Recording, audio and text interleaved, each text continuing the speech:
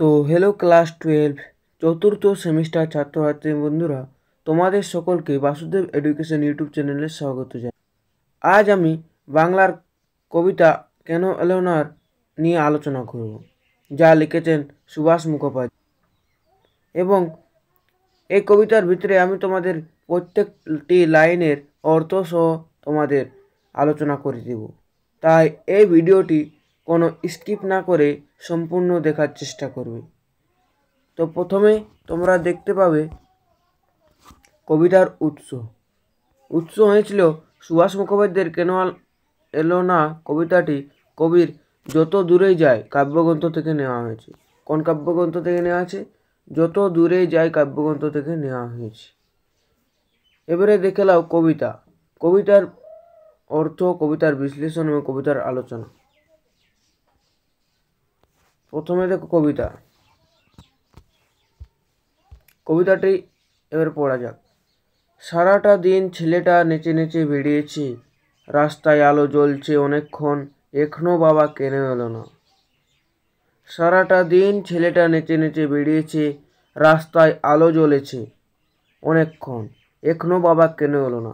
এই তিনটি লাইনের দ্বারা বোঝানো হয়েছে যে একটি কিশোর তার অল্প বয়সের উচ্ছ্বাস নিয়ে সমস্ত দিন কারণে অকারণে আনন্দে মেতে থাকে, কিন্তু সেই কৈশোরের চপলতা দুশ্চিন্তায় রূপান্তরিত হয়ে সন্ধ্যা নামার পরেও যখন তার বাবা বাড়িতে ফিরে আসেন না, মার কাছে অস্থির হয়ে ওঠা ছেলেটি জানতে চায় বাবার এই বিলম্বের কারণ কি।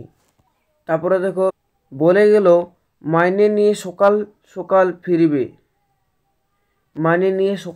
ফিরবে, পুজোর যা কেনাকাটা এই বেলা সেরে ফেলতে হবে। বলে গেল সেই মানুষ এখনো এলো না।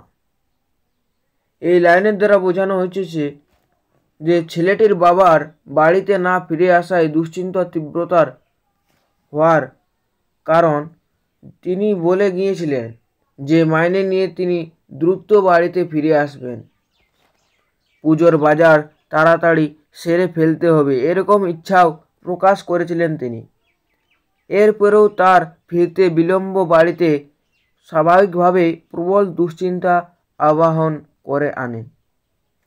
তারপরে কড়ার গায়ে খুন্তিটা আজ একটু বেশি রকম নড়ছে, ফ্যান গালতে গিয়ে পাটা পুড়ে গেল। এই লাইনের দ্বারা বোঝানো হয়েছে যে বাবার ফিরতে বিলম্ব মার মধ্যেও প্রচণ্ড অস্থিরতা তৈরি করে দেয়, কারণ সময়টাই ছিল গোলমেলে। সেই উদ্বেগ থেকে তিনি অকারণে খুন্তি নাড়িয়ে যেতে থাকেন। ফ্যান গালার সময় অমনোযোগের কারণে সেই ফ্যান পড়ে তা পা পুড়ে যায়। তারপরে দেখো, জানলার দিকে মুখ করে ছেলেটা বই নিয়ে বসলো মাদুরে। জানলার দিকে মুখ করে ছেলেটা বই নিয়ে বসলো মাদুরে, সামনে ইতিহাসের পাতা খোলা, ঘড়িতে টিকটিক শব্দ। এই লাইনের দ্বারা বোঝানো হইতেছে যে বাবার ফিরতে বিলম্বে অস্থির হয়ে ওঠা ছেলেটি জানলার সামনে বই নিয়ে পড়তে বসে, কিন্তু ইতিহাসের বই শুধুই সামনে খোলা থাকে, ছেলেটির পড়ায় মন বসে না। কলে জল পড়ছে, ও বাড়ির পাঁচিলটা থেকে লাফিয়ে নামলো একটা গোঁপওয়ালা বেড়াল। এই তিনটি লাইনের মানে কি? এই তিনটি লাইনের মানে হলো, ছেলেটির মন যখন অস্থির হয়ে পড়ে বাবার জন্য ঘড়ির কাঁটার শব্দ তৈরি করে সমস্ত সময়ের ভাষ্য। পাঁচিল থেকে লাফিয়ে পড়া গোঁপওয়ালা বেড়াল যেন প্রচলিত সামাজিক সংস্কারের অমঙ্গলের বার্তা বহন করে আনে। তারপরে আছে দেখো, বাপের আদরে মাথা খাওয়া ছেলের মতো হিজিবিজি অক্ষরগুলো এঁকে গিয়ে অবাধ্য, যতক্ষণ পুজোয় জামা কেনা না হচ্ছে নড়বে না, এখনো বাবা কেন হলো না। এই লাইনের দ্বারা বোঝানো হয়েছে যে বাবার বিলম্বে অস্থির হয়ে ওঠা ছেলের পড়াশোনায় মনোযোগ থাকে না, বইয়ের অক্ষরগুলো মনে হয় বাবার অতিরিক্ত আদরে উচ্ছিন্ন যাওয়া ছেলেটির মতো বিশৃঙ্খল, সেগুলি থেকে কোনো স্পষ্ট জ্ঞান আহরণ করতে পারে না ছেলেটি। তার মানসিক অস্থিরতার কারণে বাবা এসে যতক্ষণ পুজোর জামা না কিনে দিচ্ছে ততক্ষণ ছেলেটির এই অস্থিরতা শেষ হবে না। অস্থির ছেলেটি বারবার মার কাছে জানতে চায় বাবার না ফেরার কারণ কি। রান্না কোনকালে শেষ, গা ধোয়াও সারা। মা এখন বুনতে বসে কেবলই ঘর ভুল করেছে। যে ছেলের উদ্বেগ এবং অস্থিরতা মার মধ্যে প্রকাশ পায়। তার রান্না শেষ হয়ে গেছে অনেকক্ষণ আগে, স্নানও সারা হয়ে গেছে, কিন্তু উল বুনতে গিয়ে তিনি অন্যমনস্ক হয়ে যান। তার ঘর গুনতে বারে বারে ভুল হয়ে যায়। খুঁট করে একটা শব্দ, ছিটকিনি খোলার। কে? মা, আমি খোকা। এর অর্থ হলো যে বাবা বাড়ি না ফেরার মা যখন প্রবলভাবে উদ্বিগ্ন, সেই সময় হঠাৎ তিনি শুনতে পান দরজার ছিটকিনি খোলার শব্দ। কে দরজা খুলছে জানতে চাইলে ছেলেটির তরফ থেকে উত্তর আসে যে সে দরজা খুলেছে। তারপরে আছে গলির দরজায় ছেলেটা দাঁড়িয়ে এখনো রেডিওয় খবর বলছে, মানুষটা এখনো কেন এলো না।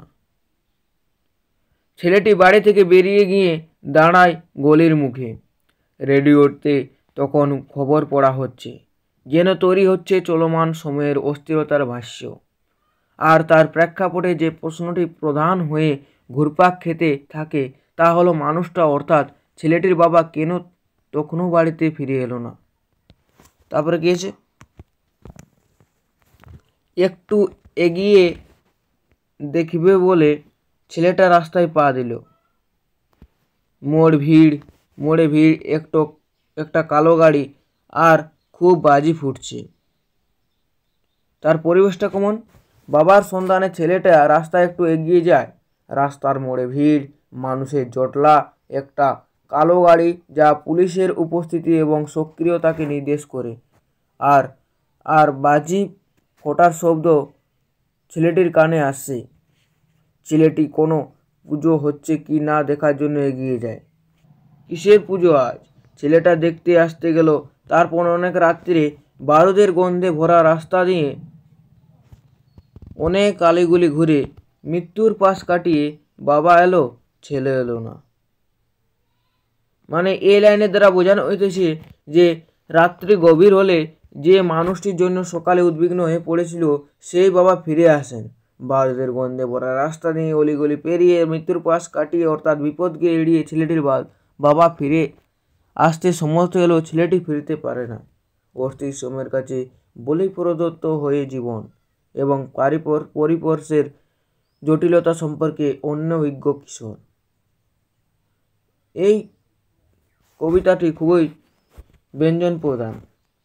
সারসংক্ষেপ, এই কবিতাটি আসলে কি বুঝাতে চেয়েছে তা নিয়ে এই সারসংক্ষেপ কি আছে? অস্থির সময় উচ্ছল কিশোরের মধ্যে উদ্বেগ তৈরি করে। যে কিশোর সমস্ত দিন আনন্দে খুশিতে নিত্যপর থাকে, সন্ধ্যা নামলে সে চিন্তিত হয়ে ওঠে।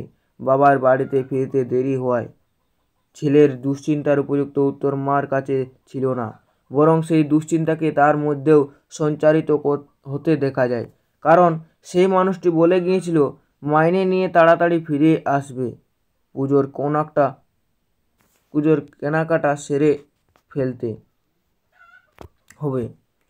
অথচ দিন কেটে গেলেও মানুষটা ফিরল না। অস্থির হয়ে ওঠে মায়ের মন। কড়াতে খুন্তির অস্থির নড়াচড়া, ফ্যান গালতে গিয়ে পা পুড়ে যাওয়ায় সেই মানসিক উৎক্ষিপ্তভাবে তার পরিচয় দেয়।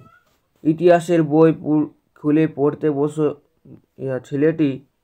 পড়তে বসা ছেলেটি জানলার দিকে মুখ করে থাকে। ঘড়ির কাঁটা এগিয়ে যায়।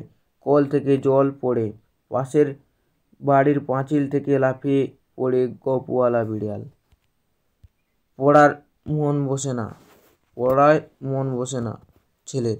পুজোর জামা না কেনা হওয়া পর্যন্ত এই অস্থিরতা কাটবে না। রান্না শেষ করে গা ধুয়ে উল বুনতে বসে মার কেবলই ঘর ভুল হয়ে যাচ্ছিল। এই আবহে অস্থির ছেলে রাস্তায় বেরিয়ে এলো বাবার সন্ধানে। রাস্তার মোড়ে ভিড়, একটা কালো গাড়ি আর বাজির শব্দ।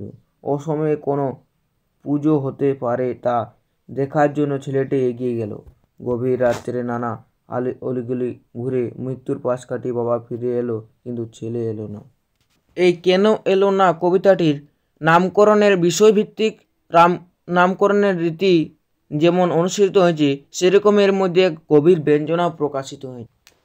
তো আশা করি তোমাদের এই কবিতাটি অবশ্যই ভালো লেগেছে এবং তোমরা আশা করি এই কবিতাটি খুবই ভালোভাবে বুঝতে পেরেছো। যদি বুঝতে পেরেছো তো একটি সাবস্ক্রাইব করে দেবেন এবং একটি লাইকও করে দেবেন। তো ধন্যবাদ সবাইকে।